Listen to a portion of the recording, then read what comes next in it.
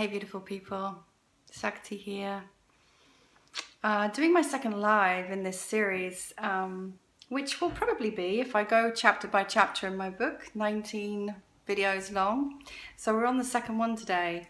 What I'm doing basically is taking you through my book, Rapture, a guide to sexual and spiritual awakening for women, chapter by chapter, and kind of reinterpreting the material in this book, which is addressed to women and those that love women, for men, to kind of open up the field here and share some of this wisdom and some of this information, which I'm pretty sure every woman would really appreciate the men or the man in her life to know and to really assimilate. I kind of feel like this is really gonna enhance relationships and intimacy, because this kind of information is, well, I know that's something that women really want me to share with the men in their lives, and sometimes can be a bit afraid to share, in terms of like afraid what the feedback is going to be, or afraid, I don't know, of the impact it's going to have. So here I am. Again, just for those of you who don't know me, I'm Shakti Sundari. I'm a priestess of love and sacred sexuality, and a teacher of embodied awareness and awakening. It's been my path for 20 years almost, and I specialize, well, that's not even true. I've already said what I specialize in, but my background is in dance, conscious dance, tantra, and yoga and meditation. So let's get to it. So chapter 2, and hello and welcome.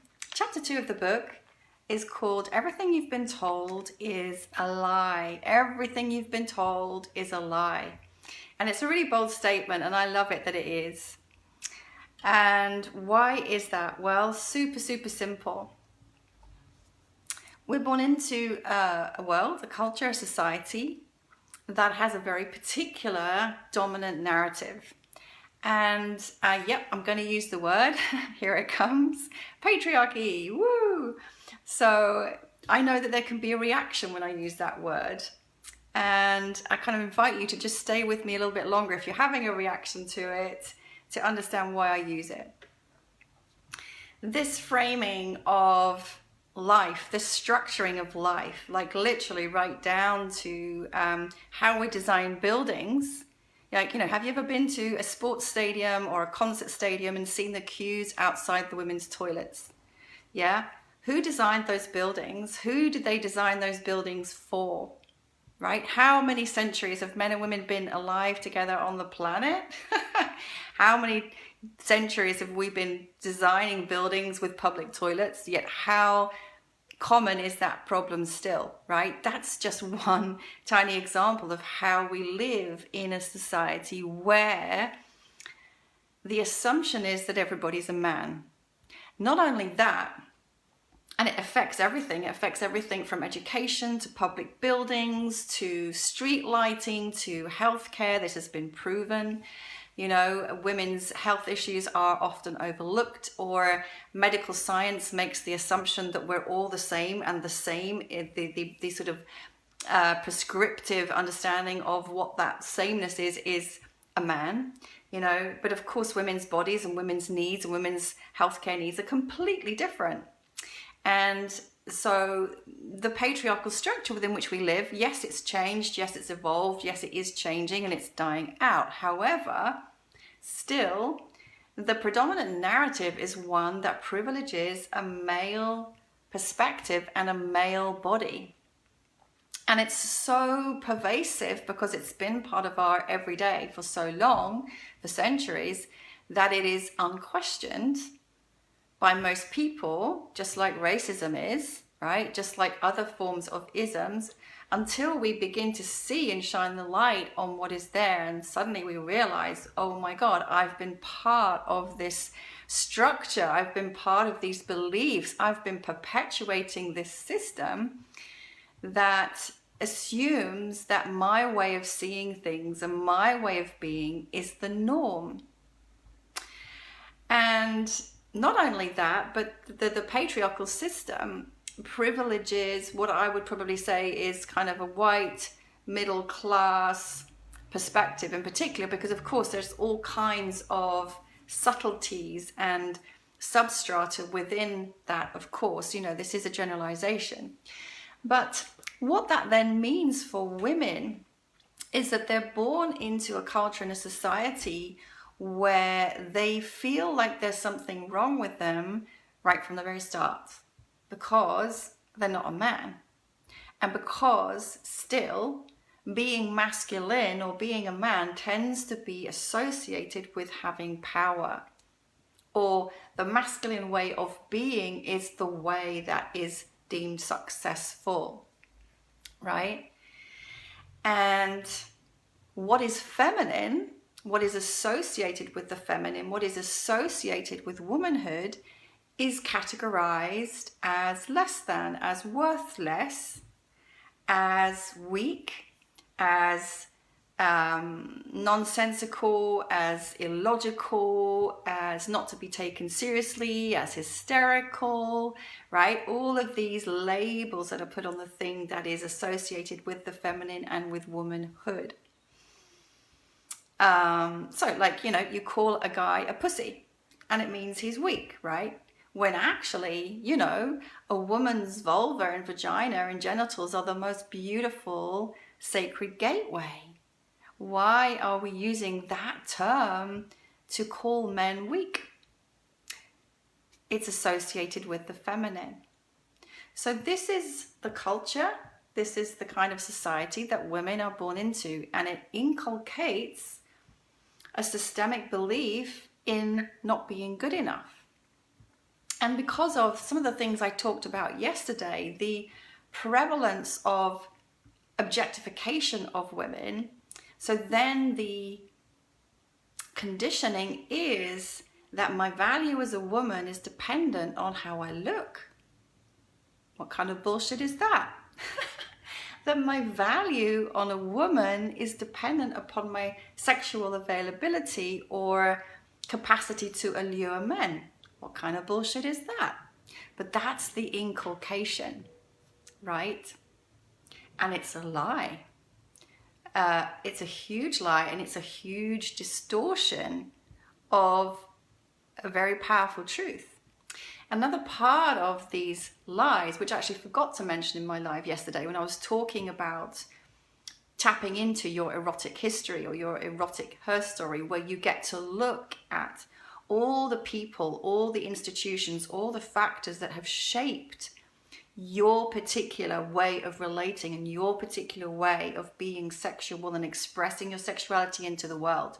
Because, there isn't like one way, and your way isn't the general norm. It's just your way, and your way is a program. Your way is a condition. It's shaped by all of these factors.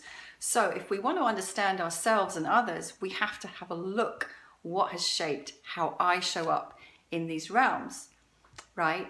The one thing that I forgot to mention, which is kind of crazy because it's so important, is religion. So, like look around the world, every single religion is patriarchal in structure. It sets out the notion that there's a hierarchy, that there's a God at the top of the hierarchy, and that God is like a father figure, right?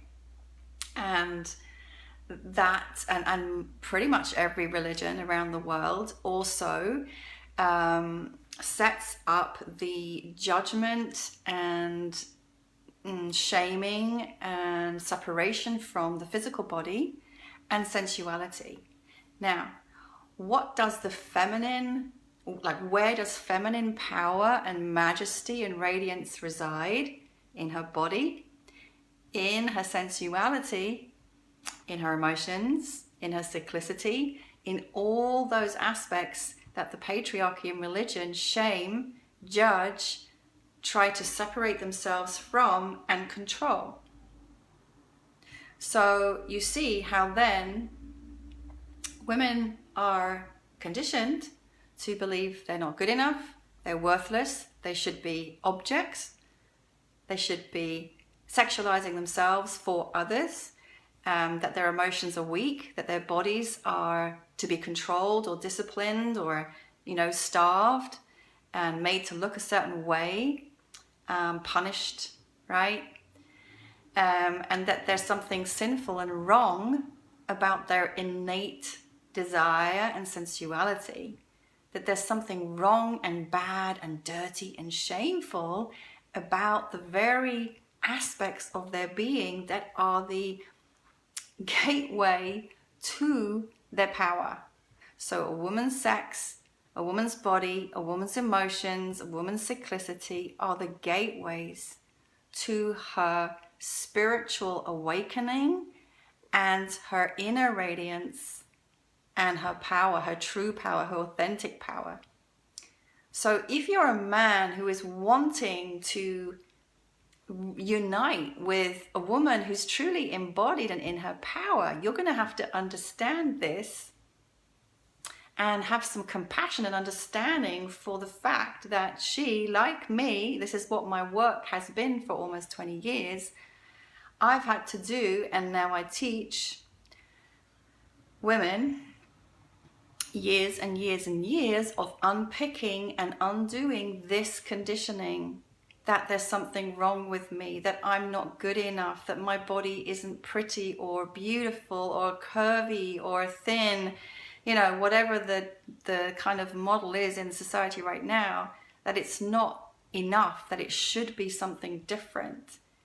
I've had to work with myself and others to overcome such deep-rooted shame around the body, around the genitalia, around the belly, around the breasts, right? And to recognize, actually, the truth is my beauty has got nothing to do with any external determinants of what it is. It's something that shines and radiates from within me.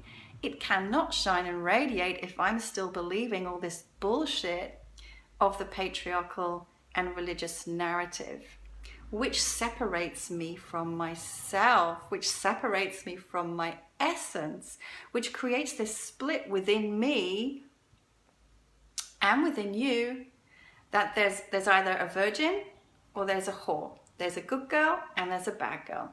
There's the one who's up for it and there's the one who's frigid, right? That's the split that religion and patriarchy create in our psyches and then in our behaviors. And that's when we begin to treat other people without respect and without compassion and without any awareness of our own part in what is playing out. And women have carried this fear of being called sluts if they show that they enjoy their sexuality and their lovemaking, and yet, in its purest sense, that embodiment and enjoyment of sensuality, not for someone, not to manipulate someone, not to get something, not to please someone, is a woman in her truest expression. But it's all fucked up. It's all turned on its head. Everything that you have been taught is a lie, and it's a lie that keeps that keeps women divorced from their true power and their true pleasure. And until this separation is healed through the body, because of course, what happens if I'm feeling shame, if I'm feeling insecure, if I'm feeling low self-worth, if I think that my value as a woman is dependent on how many men look at me or give me compliments, if that's, if I'm hinging my worth and my value on that, that makes me easy prey for bad boys who want to take advantage of me, first of all. It completely separates me from the knowledge of who I truly am. So it creates this humongous split and separation and absence of self-love and self-care within women. So this lie needs to be flipped on its head, which is actually, and particularly for women, that body and mind are not separate, they are one. That sexuality and spirituality are not separate, they are one. That the lower part of our bodies, right, our genitals, are the most holy of holies and gateway to cosmic bliss and spiritual awakening. So everything that has been deemed weak is a strength.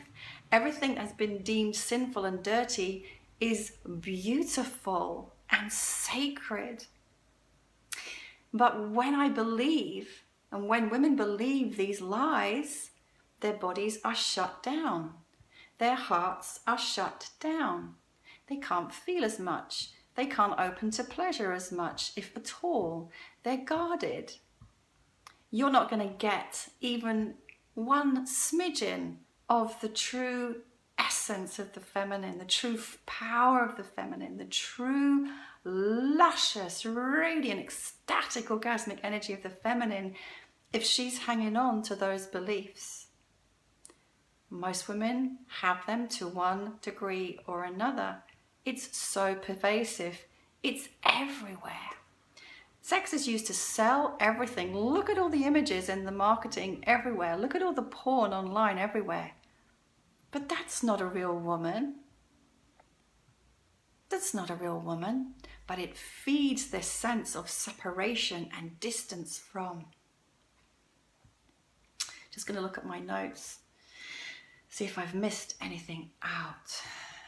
So I'm not sharing this to blame you, to have a go at you. I'm sharing this so that there can be more understanding.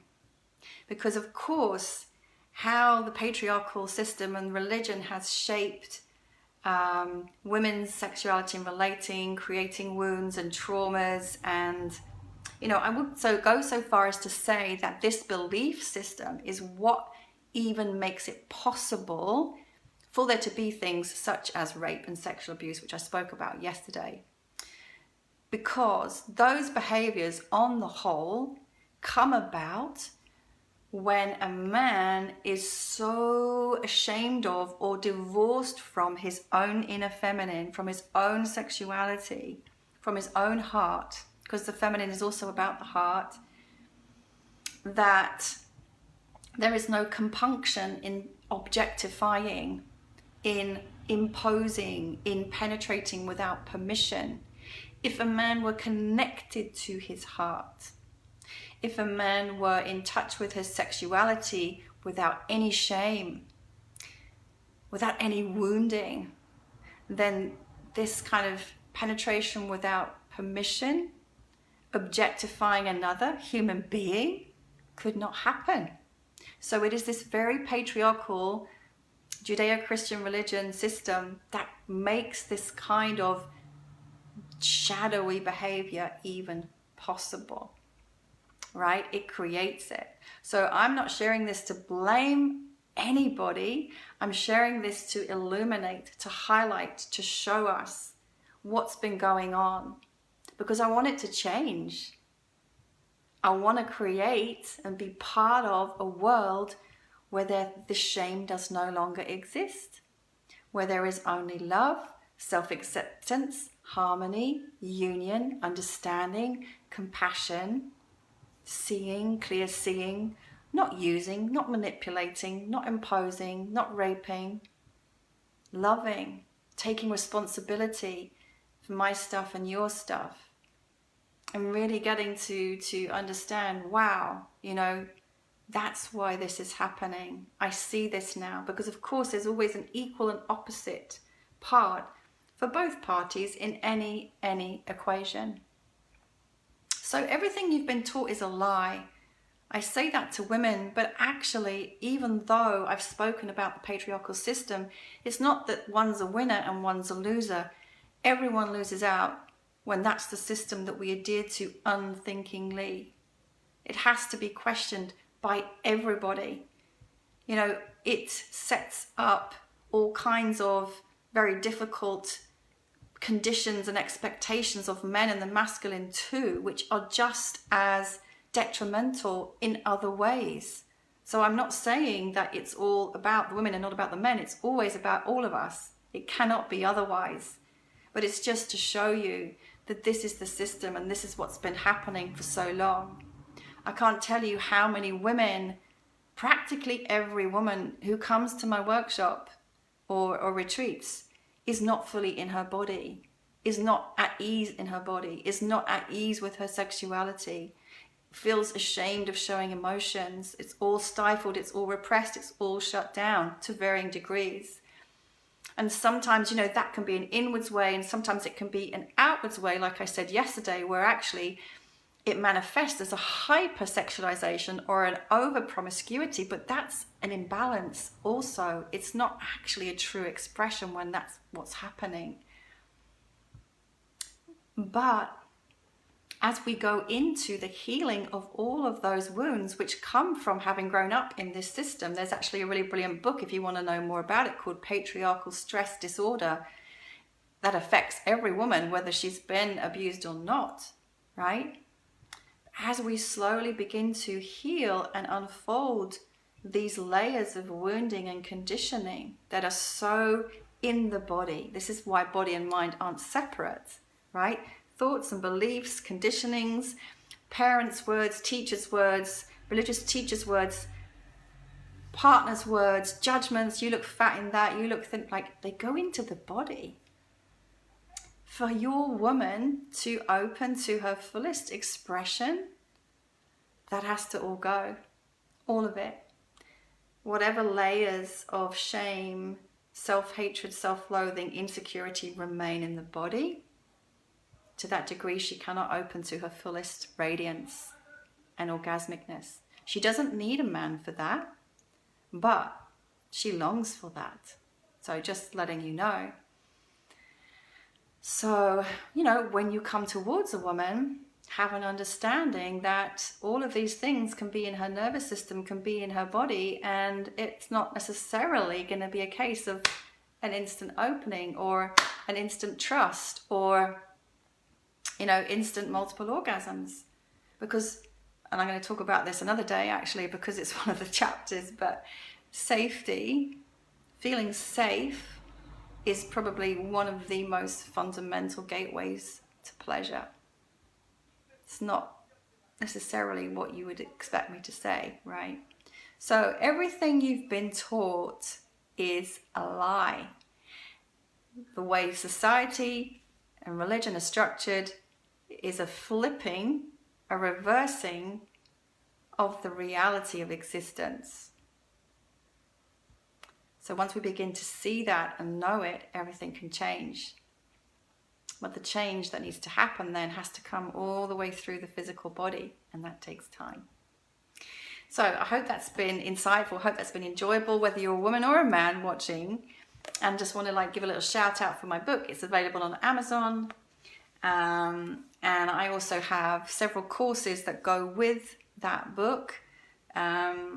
I have a monthly study group for women only. I have a short self-study course. I have a very deep dive self-study course. And I also now run a mixed group called the Tantric Temple, where we explore these things in a mixed online container. And I'm also offering next Saturday, the 26th of March, 2022, an in-person tantric temple for men and women who want to come and explore this stuff, who want to come and explore tantra, who want to come and be in the same space together and allow these things to be felt and seen and healed as we go through various tantric practices, which are not anything to do with having sex, by the way, just so you know. Oh, Tracy, I just seen your message, watched with my husband. Thank you, so refreshing. Oh, great. Yeah, so I don't think I'm going to be live for the weekend because I'm going away, but I'll probably be back on Monday. Maybe I'll do a live tomorrow from Glastonbury. Let's see what happens. But thanks for watching, guys, and see you on the next one. Lots of love. Bye.